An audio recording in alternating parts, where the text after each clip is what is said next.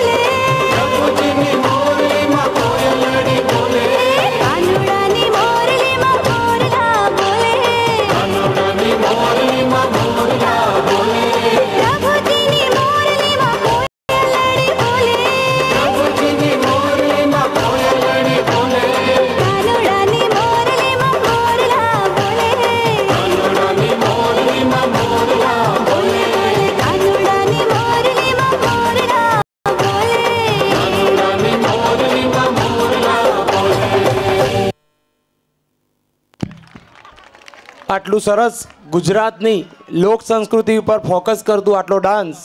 અને વાલી મિત્રો, પોતાની જગ્યા કોઈ છોડશો નહીં. તમે રાસ જોયો હશે પણ ગોફ રાસ નહીં જોયો હોય, અને એ એક માધવનું નજરાણું બસ ટૂંક સમયમાં તમારી સામે આવવાનું છે. આ જે